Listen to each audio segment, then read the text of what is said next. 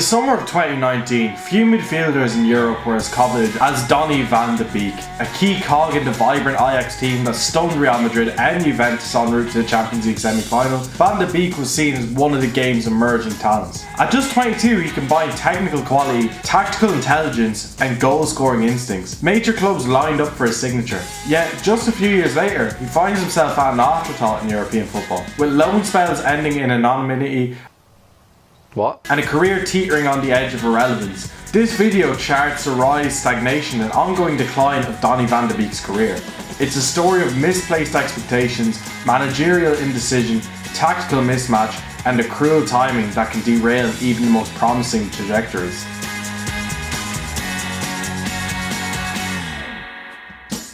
Donny Van de Beek's journey begins in Nijkerkerveen, probably butchered that, a small town in the Netherlands. At the age of 11, he joined the Ajax Academy, the breeding ground for some of the sport's greatest talents. Ajax's focus on technical skills, spatial awareness, and collective play suited Van de Beek perfectly. He was never the flashiest, but his intelligence and work rate and his late runs into the box made him indispensable. By the 17-18 season, he had cemented his place in the starting 11 in Erik ten Hag's 4-2-3-1 or 4-3-3 setups.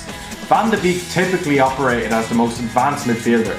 His role was a hybrid, a presser, a link man, a ghosting runner. He complemented Frenkie de Jong and Lasse Schöne perfectly, allowing the Dutchman to conduct play while he attacked spaces he created. His goal against Spurs in the 2019 Champions League semi-final, his composed finish past Gianluigi Buffon in Turin, these moments crystallised his status. Across the 18-19 season, he scored 17 goals and provided 13 assists in all competitions. But stats alone don't tell you his story. It was his spatial intelligence, his ability to appear where the fence is least expected, that made him unique.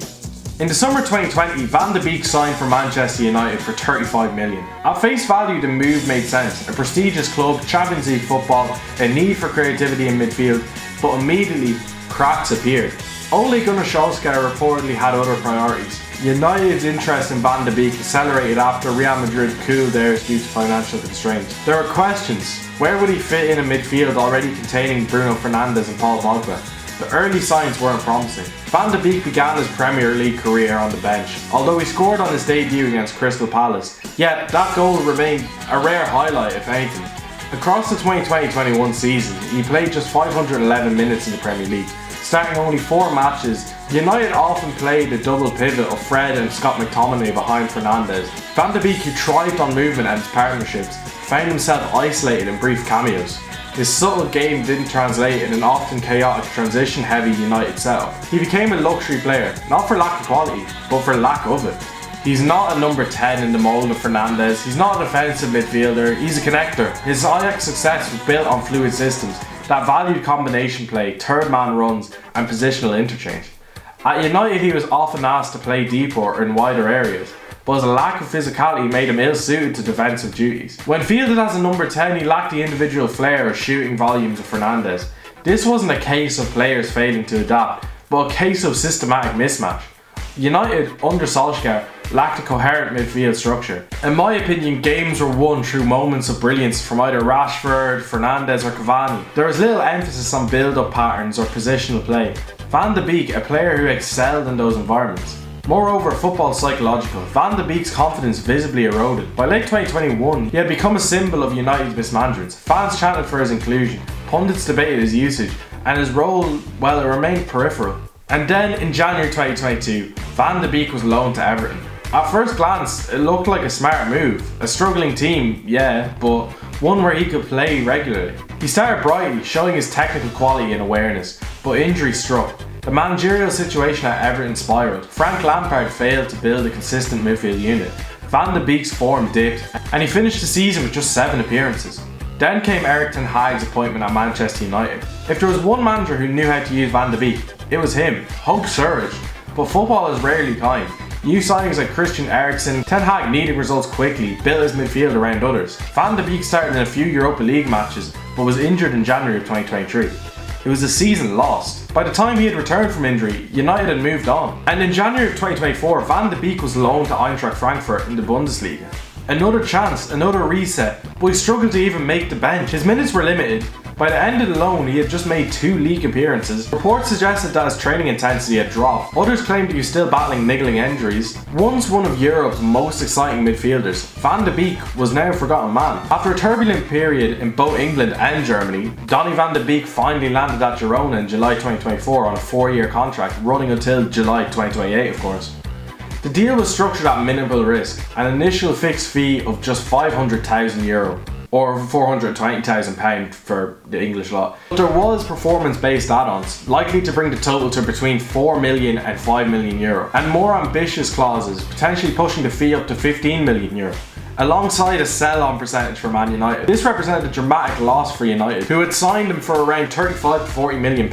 But this offered Van de Beek a clean slate, lower expectations, and a chance at regular minutes in La Liga and the Champions League. On the pitch in the 24-25 season, Van de Beek made 35 appearances across La Liga, Champions League, and the Copa del Rey games. He contributed 3 goals and 2 assists, already surpassing his Manchester United output in just one campaign.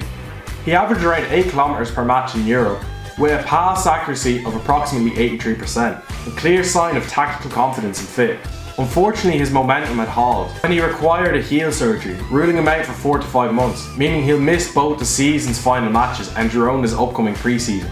Still, this move marks his most stable and productive professional chapter since leaving Ajax, showing that with proper context and opportunity, he can once again be a meaningful contributor. But how does a player so gifted fall so far? It starts with a mismatch between player profile and club strategy. Manchester United signed Van de Beek without a clear plan.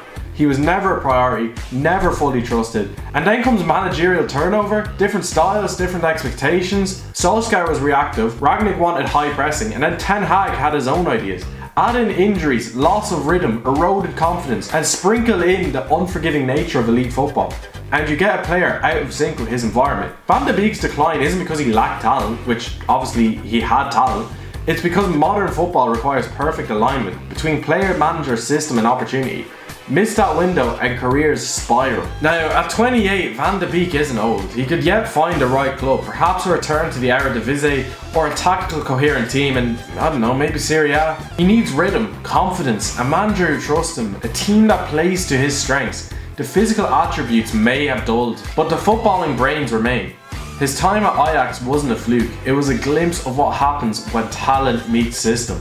But redemption will require a mental reset, a willingness to start from scratch, a club brave enough to take a chance on him. At the end of the day, he's a player out of form, but he's rich in potential. Donny Van de Beek's story is a cautionary tale. It reminds us that football careers are fragile. One bad move can trigger years of decline. One wrong club can stall a rising star. Yet also teaches us empathy. Behind every bench warmer is a player who once believed. Behind every forgotten name is a story of hope, setbacks, and resilience. Van de Beek may never reach the heights he once seemed destined for, but his downfall is not just a story of failure.